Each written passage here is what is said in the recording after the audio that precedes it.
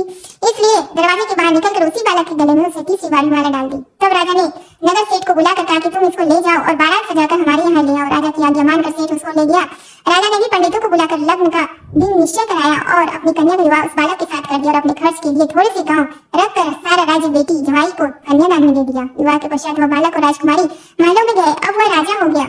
अब राजा की रानी ने पूछा कि हे पतिदेव, आप अपनी जात और नाम तो बताइए। तब उस वर ने उत्तर दिया कि मेरा नाम अंगद है, महादेव जी मेरे पिता और पार्वती जी मेरी माता है। तब राजकुमारी ने कहा कि महाराज, इस बात को तो इस मृत्यु लोक के लोग मानेंगे नहीं, शक्ति बताइए। तब राजकुमारी के पति अंगद जी ने अपने जन्म की सारी कथा कर दी। चौपड़ पासे के खेल से साथी बनाने के लिए माता पार्वती जी ने अपनी माया से मुझे बनाया था और महादेव जी महाराज ने अपने मंत्र बल से मुझे संजीवन किया था। फिर जिस प्रकार मुझे श्राप दिया, जिस प्रकार इंद्राणी आदि देवताओं की स्त्रियों ने मुझे मनसावाचा व्रत बताया, जिसको मैंने 4 वर्ष तक किया, तब माता पिता के पास वापस पहुंचा।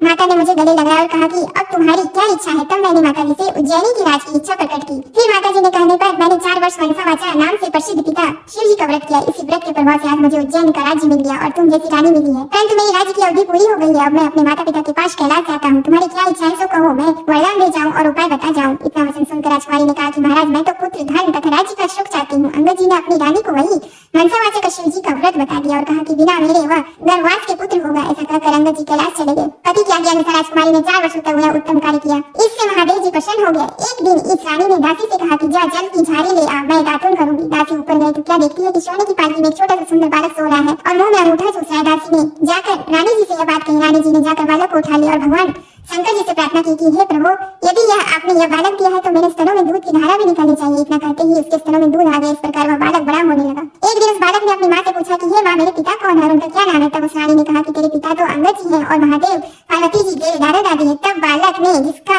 नाम फुलकमल है, अपनी माता से कहा कि इस बात को तो मृत्यु लोक में कोई नहीं मानेंगे। तब माता ने पुत्र को वही सारी कथा सुनाई कि तुम्हारे पिता अंगद जी की उत्पत्ति पार्वती जी की इच्छा व माया से हुई और महादेव जी ने उनको संजीवन किया था। फिर पार्वती के चौपड़ पाशा के खेल में झूठ बोलने से माता ने उनको श्राप दे दिया, जिससे वे कोढ़ी हो गए और उनको वन में भटकना पड़ा। तब मनसावाचा के व्रत करने से वे भले चंगे हो गए और माता पार्वती से उनका पुनर्मिलन हो गया। अपनी माता पार्वती के कहने से तुम्हारे पिताजी ने फिर मनसावाचा और शिव जी का व्रत किया। तब उनको उज्जैन का राज्य मिल गया। वह उनका मुझसे विवाह हो गया। उनकी अवधि कुछ ही दिन की थी, इसलिए वे अपने माता पिता के पास कैलाश चले गए और उनके बताए हुए व्रत को 4 वर्ष करने से बिना गर्भवास के ही तुम मेरे यहाँ पुत्र रूप से उत्पन्न हुए। अब तुम्हारी क्या विलास है सो मुझे बताओ। माता के वचन को सुनकर पुत्र ने कहा कि ये माता, मेरी इच्छा चेदी राजा की कन्या से विवाह करने की है, क्योंकि मैंने उसकी प्रशंसा सुनी है। तब माता ने कहा कि हे पुत्र, तू भी मनसावाचा का व्रत कर। इस व्रत के करने वाले के लिए कुछ भी दुर्लभ नहीं है। पुत्र ने भी 4 वर्ष तक व्रत किया। तब भगवान शंकर जी ने चेदी राजा को स्वप्न में आदेश किया कि मेरे कहने से तू अपनी राजकुमारी को विवाह उज्जैन के राजकुमार से कर दे। चेदी राज ने भगवान शिव के वचन माने और अपनी कन्या का विवाह उज्जैन के राजकुमार से कर दिया। अब वह राजा हो गया। एक दिन वो शिकार खेलने वन में गया। वहाँ उसके कोई शिकार हाथ नहीं आया। भूख प्यास से व्याकुल होकर वह एक बाग में जाकर आराम करने लगा।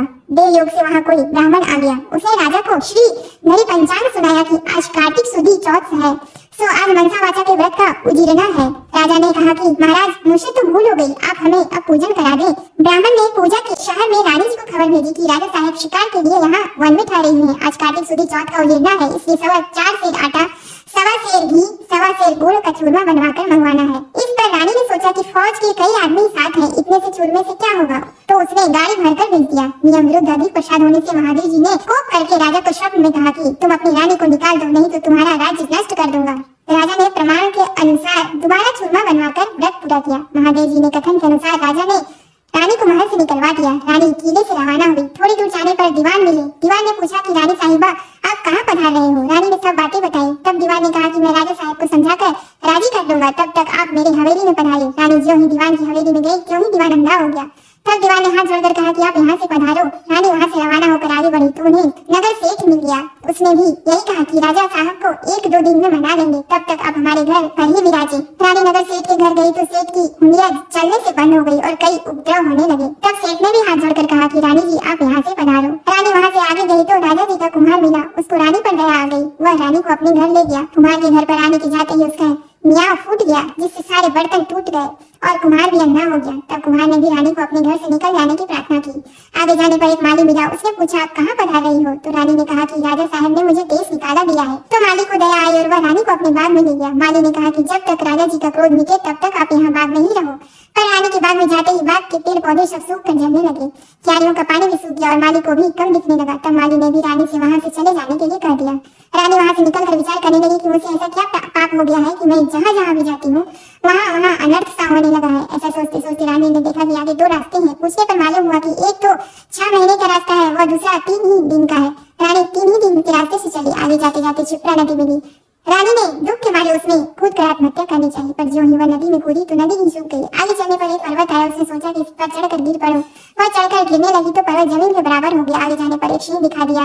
रानी ने सोचा कि इस सिंह को छेड़ूं तो शायद यह मुझे खा जाए तो अच्छा ही है। उसने सिंह पर हाथ फेरा तो सिंह पत्थर का हो गया। आगे जाने पर बड़ा भारी अजगर सांप दिखाई दिया। रानी ने मरने के लिए उस बड़े सांप को छेड़ा तो सांप रस्सी बन गया। रानी हार खा कर और आगे चली तो क्या देखती है कि वहाँ एक बड़ा भारी पीपल का वृक्ष है। उसी के पास एक सुंदर कुआं और एक मंदिर बना हुआ है। वह मंदिर में जाकर मुंह ढककर बैठ गई और ओम नमः शिवाय इस पंचाक्षरी मंत्र को जपने लगी। उस दिन कार्तिक शुद्ध चौथ का दिन था। मंदिर का पुजारी नाथ सामान लेने गांव में गया था। वहाँ उसको कुत्ते ने काट खाया। तब पुजारी नाथ ने विचार किया कि हमारे आश्रम में ऐसा कौन पापी आ पहुंचा है जिसके कारण ये उत्पात हो गया। मंदिर जाकर नाथ ने एक स्त्री को बैठी देखा तो कहने लगा, आज यहाँ कोई डाकिन या भूतनी आ गई है। तब रानी ने बिना पूरा कहा कि महाराज मैं ना तो डाकिन हूँ ना भूतनी, मैं तो मानवी हूँ, आकाश की घेरी और जमीन की झेली हुई दुखी स्त्री हूँ। यदि आप मुझे धर्म की बेटी बनाओ तो अपना सारा भेद कहूँ।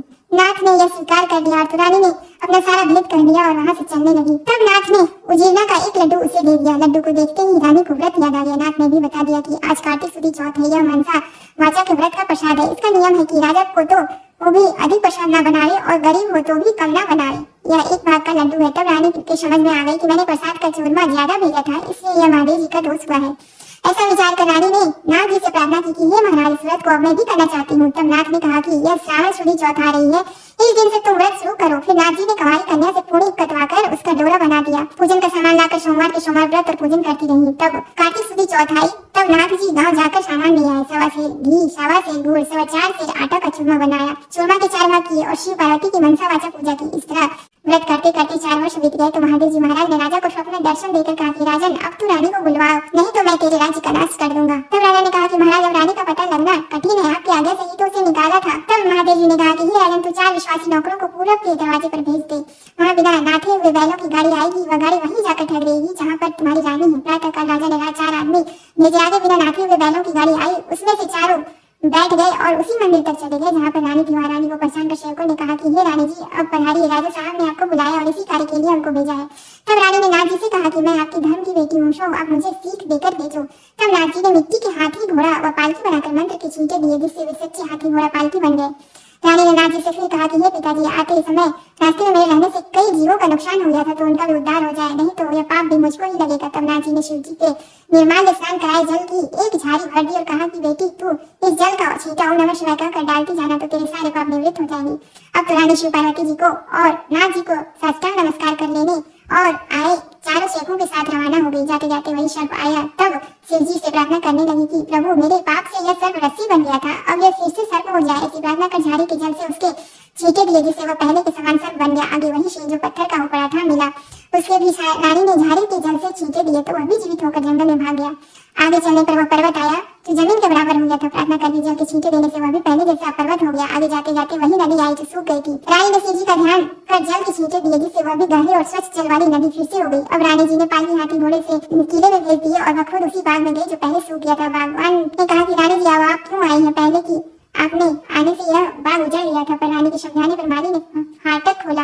रानी ने बाग में जाकर शिव जी का ध्यान कर झाड़ी के जल के छींटे दिए, जिससे पहले से भी अच्छा हरा भरा बगीचा हो गया। वहाँ कई कोयले बोलने लगी, नाना प्रकार के फल फूल दिखाई देने लगा। कुओं में लबालब जल भर गया। फिर रानी जी उसी कुम्हार के घर गई तो कुम्हार की आंखें खुल गई और जल के छींटे देने से मियाओं के बर्तन सोने चांदी के बन गए। कुम्हार ने कहा कि रानी जी, ये सोने बर्तन हमारे पास कौन रहने देगा?